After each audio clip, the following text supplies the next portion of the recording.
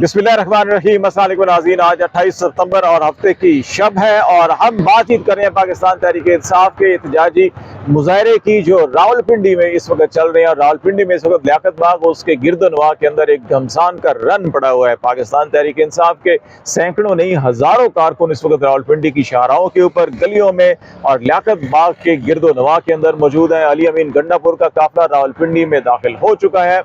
और तवक्को से ज़्यादा भरपूर किस्म की रावलपिंडी के अंदर एक्टिविटी हो रही है। हम इस वक्त रावलपिंडी इस्लामाबाद के संगम के ऊपर खड़े हैं। रावलपिंडी को जाने वाले तमाम रास्तों को रात से ही कंटेनर लगाकर बंद करना शुरू कर दिया गया था। सुबह तमाम गलियां, शाहराएं,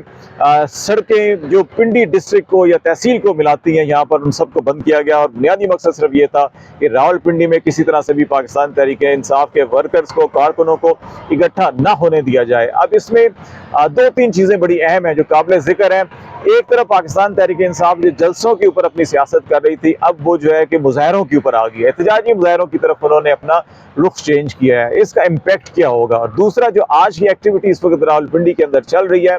ये क्या अपने मकासद इन्होंने हासिल कर लिए पाकिस्तान तहरीक इंसाफ ने या उनकी लीडरशिप ने? और जो हुकूमत या स्टैब्लिशमेंट जो है कि इसको रोकथाम के लिए जो सारी की सारी एक्टिविटी कर रही है, कि क्या उन्होंने जो अचीवमेंट करना चाहते हैं क्या वो अचीव कर लिया या नहीं कर लिया, या हुकूमत ने ये सारी एक्टिविटी करके, रुकावटें पैदा करके अवाम के अंदर क्या ज़्यादा उनको तहर्रुक दिया है या ज़्यादा उनके अंदर मोटिवेशन पैदा की है, और इससे हुकूमत को क्या नुकसान होगा और हुकूमत को बेसिकली फियर्स क्या है, वो क्यों नहीं जलसे जुलूस करने देना चाहती पाकिस्तान तहरीक इंसाफ को। ये तीन चार बड़े अहम मामलात हैं, इनके ऊपर हम डिस्कस करेंगे। आज अगर मजमूई सूरत हाल को देखा जाए तो ये एक्टिविटी सारी की सारी जो है ये 4, 5 या 6 घंटे की होनी थी। दोपहर को कहीं 2 बजे इन्होंने इकट्ठा होना था, सारों ने यहाँ पे जलसा होता, जुलूस होता, मुजाहरा होता, नारेबाजी होती और फिर शाम को किसी वक्त भी जो है कि ख़त्म होकर तमाम लोग अपने अपने घरों को वापस चले जाते। ये शायद 5 या 6 घंटे ज़्यादा उसके फॉलो अप के अंदर, या उससे अर्ली जो है 2 घंटे और उसके फॉलो अप के अंदर 2-4 घंटे मजीद इसको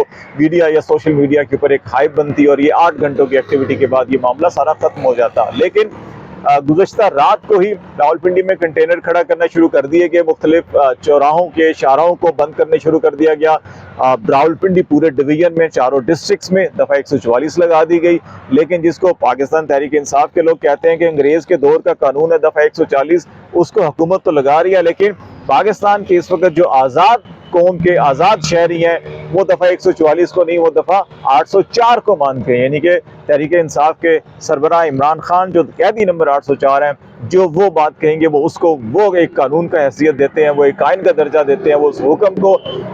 लीगल तस्वर करते हैं और वो उसको फॉलो करेंगे, किसी और को फॉलो नहीं करेंगे। और यही कुछ आज सारा दिन रावलपिंडी के अंदर खास तौर पे आफ्टरनून में हमने देखा कि उसमें उन्होंने पुलिस को या दीगर कानून नाफिज करने में नज़ारों को किसी खातर में नहीं लेकर आए।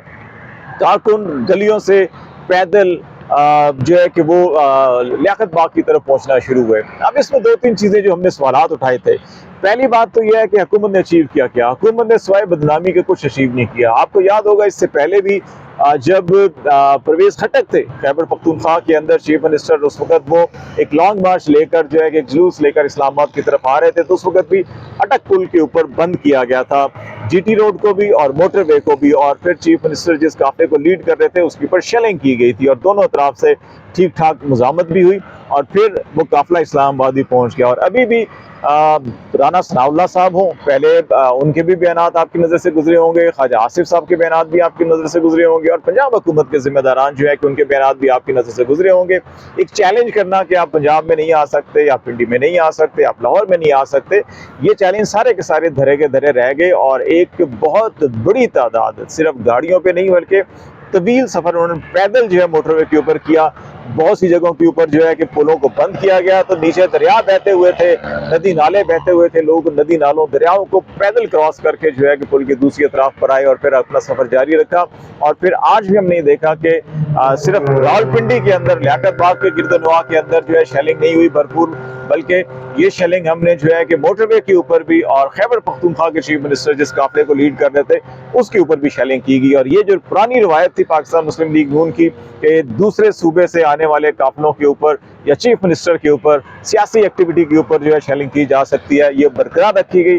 ہم دوسری طرف اگر دیکھیں، ہم پی ٹی آئی کا دور حکومت اگر اسی جس شاہراہ کے اوپر ہم کھڑے ہیں، اسی شاہراہ کے اوپر میرے بالکل عقب میں پریڈ ایونیو ہے، جہاں پہ دھرنے بھی ہوئے، جلسے بھی ہوئے، اور اس میں پی ڈی ایم نے بھی کیا، اس میں جو ہے کہ جے یو آئی نے بھی کیا، اس میں پی ایم ایل این نے بھی مہنگائی مارچ کیا اور تواتر کے ساتھ یہاں پر آتے رہے، لیکن اس وقت کسی نے روک ٹوک نہیں کی، یہاں نہیں رکے بلکہ یہاں سے وہ جو ریڈ زون ہے اسلام آباد کا وہاں تک گئے، لیکن کسی نے ان کو نہیں روکا تھا۔ لیکن اب کی بار جو ہے کہ پورے کے پورے ڈویژنز کو، صوبوں کو، شاہراہوں کو، موٹر وے کو، گلی شاہراہوں کو جو ہے بند کیا جا رہا ہے، یہ اس کے اندر ایک فرق ہے۔ دوسری بات، میرا خیال ہے کہ حکومت نے نیک نامی قطعی طور کے اوپر کچھ نہیں ملی۔ آلریڈی حکومت کو پبلک سپورٹ نہیں ہے، پنجاب ہو، خیبر پختونخوا ہو، سندھ و بلوچستان ہو، جو اس وقت حکومت کے اندر ہیں، ان کی میجارٹی نہیں ہے، لیکن ان کو الیکشن نتائج بدل کر ان کو میجارٹی دلوائی گئی، حکومت بنائی گئی۔ یہی سب سے بڑا ان کا فیئر ہے کہ اگر لوگ سڑکوں پر آ گئے، لوگ متحرک ہو گئے تو ان کی حکومت کو خطرہ لاحق ہو سکتا ہے۔ اور ریسنٹلی جو سری لنکا کے اندر ہوا، جو بنگلہ دیش کے اندر ہوا، اس کا ریپلیکیشن جو ہے وہ دیکھ رہے ہیں اس وقت بہت سے پاکستان کے اندر مبصرین، سیاسی قائدین، تو اس لیے بھی گھبرا کے جو ہے کہ اس قسم کی ایکٹیویٹی کرتے ہیں کہ لوگوں کو متحرک نہیں ہونے دینا چاہیے، لوگوں کو سڑکوں کے اوپر نہیں آنے دینا چاہیے، لوگوں کے اندر ایک تحریک، جوش اور ولولہ نہیں پیدا ہونا چاہیے۔ کہیں اگر ایسا ہو گیا تو کوئی بڑی تحریک نہ جنم لے لے اور پھر حکومت جو ہے کہ وہ اقتدار جو ہے خطرے میں نہ پڑ جائے، تو بنیادی ایک فیئر ہے۔ لیکن کیا اس سے یہ اچیو ہوا؟ نہیں۔ میرا خیال ہے کہ ہر اس ایکٹیویٹی کے بعد جب بھی حکومت جتنا سپریس کرتی ہے لوگوں کو، جتنا دباؤ ڈالتی ہے، جتنا تشدد کرتی ہے، جتنا ظلم جبر کرتی ہے، اتنا ہی زیادہ ریاکشن جو ہے کہ عوام کی طرف سے آتا ہے، اتنا ہی سیاسی ورکرز کی طرف سے ریاکشن آتا ہے، اور وہ ریاکشن مسلسل جو ہے کہ ایک تحریک بنتا ہوا جا رہا ہے۔ اور آپ یہ دیکھیں کہ چاہے وہ 8 ستمبر ہو، چاہے وہ 22 تاریخ ہو، چاہے ابھی جو ہے کہ یہ 28 تاریخ ہو، ہر ایکٹیویٹی میں پہلے سے زیادہ لوگ جو ہے کہ وہ زیادہ جوش و خروش کے ساتھ باہر آ رہے ہیں، اور یہی چیز حکومت کے لیے پریشان کن ثابت ہو رہی ہے۔ دوسرا،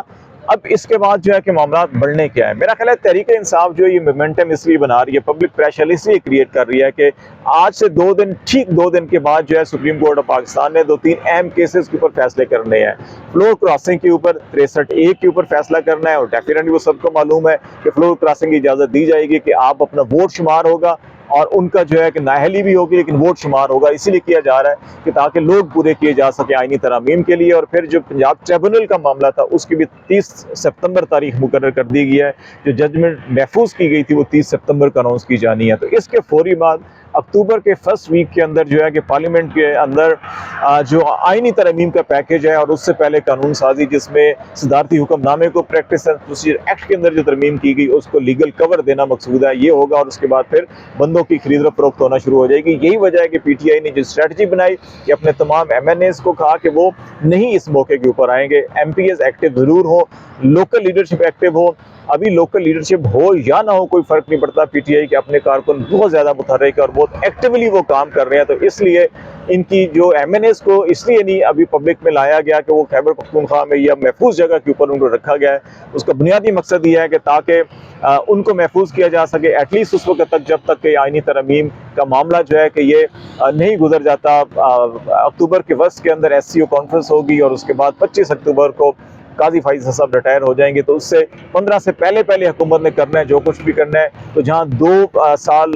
بہت سا جب ظلم سہ لیا، وہاں پہ 2-3 ہفتے مزید جو ہے کہ اگر کسی کے فیملی ممبرس کو بھی اٹھایا جاتا ہے تو یہ اسٹریٹجی بنائی جا رہی ہے کہ ان ایم این ایز کو محفوظ رکھا جائے۔ تو ان تمام حالات کے اندر اس وقت اگر آپ پنڈی کے اندر ماحول دیکھیں تو میرا خیال ہے کہ جو لوگ آج سے سب سے بڑی اچیومنٹ جو پی ٹی آئی کو ہوئی ہے، مومنٹم بنا ہوا ہے، تحریک کا مومنٹم بنا ہوا ہے، لوگ جو خروش سے باہر ہر کال کے اوپر آ رہے ہیں۔ اور پھر سب سے اہم بات یہ ہے کہ اس وقت وہ جماعت جس کو ممی ڈیڈی کی جماعت کہا جاتا تھا، جس کو برگر پارٹی کہا جاتا تھا، جس کو سوشل میڈیا کی جماعت کہا جاتا تھا، وہ اس وقت پاکستان کی سب سے بڑی نہ صرف پاپولر پارٹی بن چکی ہے بلکہ سب سے بڑی مزاحمتی پارٹی بن چکی ہے۔ اور وہ اتنے زیادہ ظلم جبر برداشت کرنے کے بعد، اس سے پروسیس سے گزرنے کے بعد ایک کندن جو ہے کہ بنتی ہوئی دکھائی دے رہی ہے۔ اور یہی اس وقت سب سے زیادہ جو خوف اس وقت پی ڈی ایم کی حکومت کو یا باقی تمام لوگوں کو ہے، سب سے زیادہ خوف بھی انہی کی اس مزاحمت اور اس جوش اور جذبے سے ہے کہ اگر یہ کسی طرح سے لوگ سڑکوں پر نکل آئے اور انہوں نے رخ اقتدار کے ایوانوں کی طرف کر لیا تو پھر ان کو کوئی بچانے والا نہیں ہوگا۔